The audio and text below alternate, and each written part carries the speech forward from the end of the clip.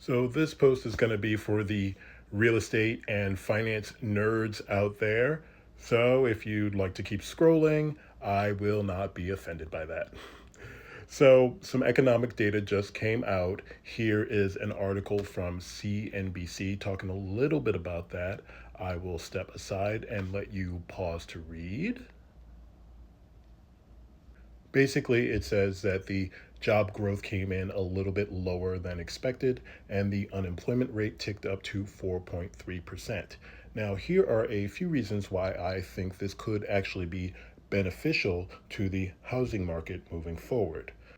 For starters, if you've been paying attention to the headlines, or maybe you've gone to a grocery store over the past year or so, you will know that inflation is a pretty big issue in this economy. Now, one of the odd things that goes on with how the economy works is that when you have really low unemployment and really strong job growth, what tends to happen is that causes inflation to rise and causes prices to rise. And so when inflation rises, the Fed will raise interest rates in order to kind of try and slow things down.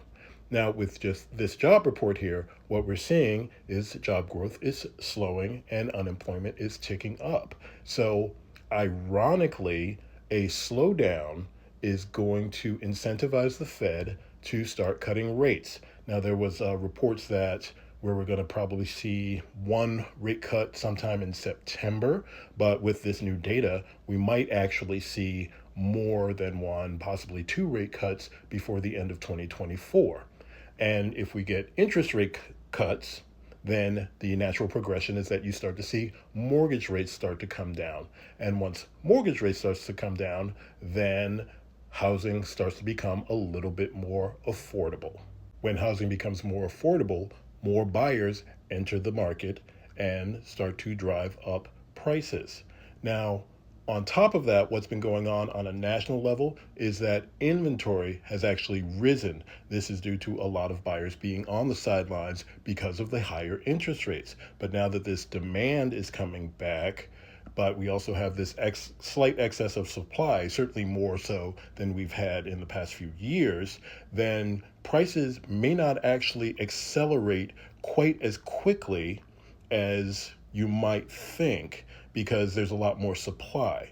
So we're actually going to see a lot of healthy activity, but not necessarily a sharp rise in prices. So in turn, more buyers can stay in the market, more sellers can actually sell their homes, and you're actually just going to have a healthy, steady real estate market moving forward. So right now, at the time of this recording, the stock market actually really kind of reacted poorly to this news, but I think it's actually going to be beneficial overall and healthy for the real estate market because it's just going to allow more people to participate in it. All right. Have a good one.